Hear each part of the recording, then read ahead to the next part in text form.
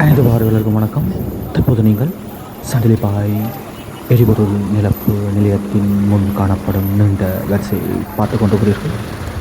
பொதுமக்கள் நேற்றைய தினம் அதிகாலையிலிருந்து வரிசையில் காணப்பட்டது. இன்று நேற்றைய இரவு அதிகமாக வரிசை காணப்பட்டது.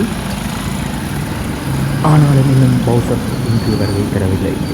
இன்றைய தினம் ஜாழ் மாவட்டத்தில் உள்ள இலங்கை பெட்ரோலிய கூட்டுத்தாபனத்துக்குரிய 36 எரிபொருள் நிரப்பு நிலையங்களுக்கு ஒரே நேரத்தில் விநியோகம் இடம்பெற்றுக் கொண்டிருக்கின்றது என அரசு அதிபர் அறிவித்துள்ளார்.